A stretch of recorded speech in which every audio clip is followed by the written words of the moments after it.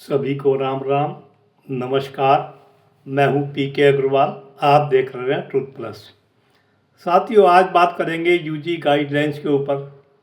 जो अभी 8 मार्च को एक कार्यक्रम होने वाला था जंतर मंतर पर। वो पहले तो सरकार ने अनुमति दी, बाद में अनुमति रद्द कर दी, और ऐसा भी देखा है कि कुछ लोगों को हाउस अरेस्ट किया। अब यहाँ पर दो पक्ष आ रहे हैं।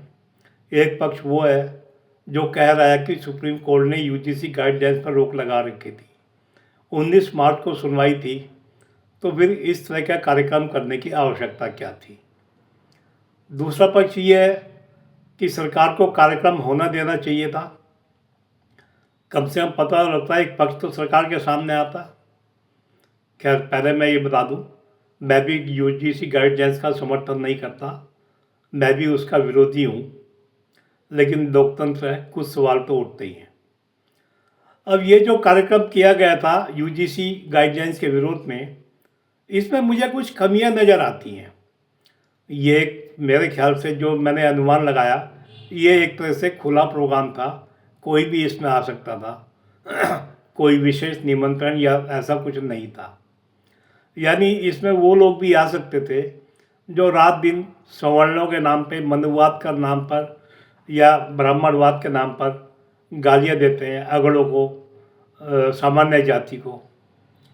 इसमें वो भी आ सकते थे जो यूजीसी गाइडलाइन के कट्टर समर्थक हैं, लेकिन क्योंकि उन्हें लगता कि ये रैली या ये कार्यक्रम मोदी सरकार के विरोध में है, क्योंकि यूजीसी गाइडलाइंस जो आई है उसका जिम्मेदार तो मोदी सरकार को ही माना जा रहा है, तो उन्हें लगता है कि मोदी सरकार का विरोध करने का ये अवसर था। यहाँ तक कि इसमें वो लोग भी आ सकते थे। याद करो, यूपीए सरकार में, जब यूपीए की सरकार 2012 में दूसरी बार प्रयास करके कम्युनल वायलेंस बिल लाई थी, जिसमें जनरल कास्ट को एक तरह से बिल्कुल ही बेसहारा छोड़ दिया गया था, मोदी विरोध के नाम से वो भी आ सकते थे। क्योंकि सरकार के विरुद्ध यदि कोई आंदोलन होता है तो विपक्षी पार्टियां उसका लाभ उठाएं, इससे आप इनकार नहीं कर सकते। तो ऐसा कोई मैकेनिज्म आयोजनकर्ताओं के पास नहीं था कि इसमें कौन आएगा कौन नहीं। यानी सभी इस मौके पर मोदी सरकार के विरोध में अपने हाथ धोने का अवसर ढूंढते। और अगर ये रैली, ये सम्मेलन कोई बड़ा आकार ले लेता तो इसे मोदी सरकार के विरोध में प्रचार किया जाता। यद्यपि जो इसके आयोजक थे, मैं उन्हें राइट विंग का ही मानता हूँ, भले ही वो आजकल कुछ भी कह रहे हैं। कम से कम मैं मोदी विरोधी उन्हें नहीं मानता हूँ, लेकिन फिर भी सवाल तो उठता ही है। तो जब तक ये मैकेनिज्म नहीं होगा तब तक कोई भी आंदोलन आपका हाईजैक हो सकता है। लेफ्ट लिबरल सेकुलर इकोसिस्टम आपके कार्यक्रम को हाईजैक कर सकता है, उसे मोदी विरोधी माहौल में परिवर्तित दिखा सकता है। हो सकता है सरकार को भी यही संभावना रही हो।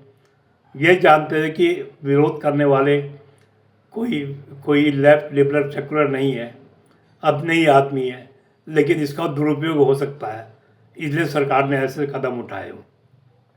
हालांकि मेरा अभी भी मानना है, यदि ये कार्यक्रम हो जाता तो शायद कोई ज़्यादा फर्क नहीं पड़ता, सरकार के सामने एक पक्ष ही आता। अब मैं इस कार्यक्रम के आयोजकों को कुछ सलाह देना चाहता हूँ। भाई, जब आप एक कार्यक्रम यूजीसी के विरोध में कर रहे हैं, मैं खुद यूजीसी गाइडलाइंस का विरोधी हूँ, तो भाई आप कोई दिशा तय करें।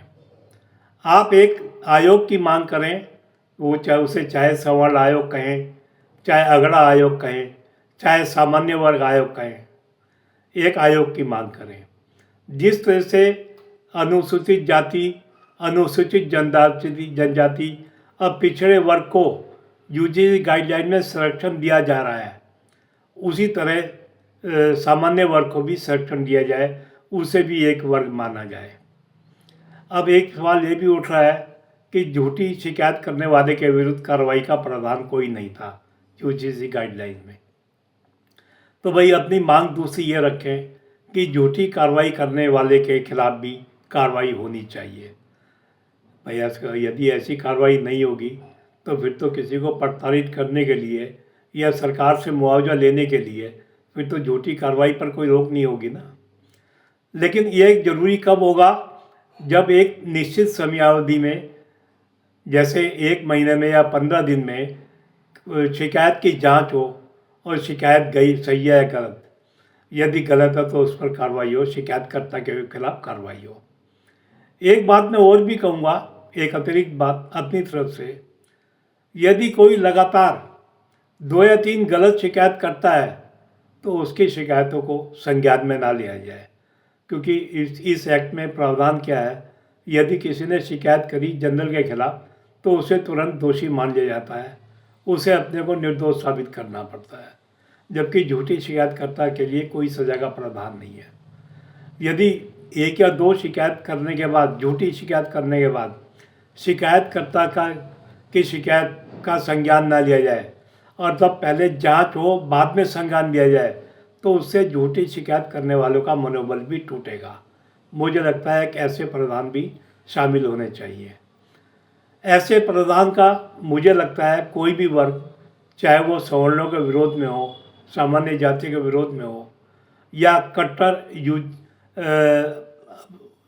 कट्टर विरोध में हो यूजीसी गाइडलाइंस के, जो पूरी तरह एजेंडे पे समर्थन करता है इस गाइडलाइंस का, वो भी इन प्रावधानों का विरोध नहीं कर पाएगा। तो मुझे लगता है यदि ये दिशा होगी तो उससे आंदोलन में जान पड़ सकती है, ऐसे कार्यक्रम ज़्यादा सफल हो सकते हैं। हालांकि जहाँ तक विरोधियों की बात है, वो फिर भी भीड़ के रूप में आ सकते हैं, सरकार के विरोध में आ सकते हैं, लेकिन कम से कम मांगों के विरोध में तो वो कहीं नहीं बोल सकते। तो मुझे लगता है इस तरह के आयोजन करने वाले को, जो जनरल कास्ट के समर्थन में ऐसा कर रहे हैं या जनरल कास्ट के उत्पीड़न के विरोध में ऐसा कर रहे हैं, उत्पीड़न के प्रावधान के विरोध में ऐसा कर रहे हैं, उन्हें इससे नैतिक बल भी मिलेगा और समर्थन भी मिलेगा, मेरा ऐसा मानना है। खैर, अंत में मैं बताऊं, मैं भी यूजीसी गाइडलाइंस, भले इस समय सुप्रीम कोर्ट ने रोक रखी है, वर्तमान रूप में उसका विरोध करता हूं और मैं उम्मीद करता हूं कि सवर्ण को लावारिस नहीं छोड़ा जाएगा, बेसहारा नहीं छोड़ा जाएगा, उसका पक्ष भी जानना जरूरी है। तो आज के लिए इतना ही। वीडियो पसंद आए तो वीडियो को लाइक करें, शेयर करें, चैनल को सब्सक्राइब करें। फिर मिलते हैं अगले वीडियो में। धन्यवाद।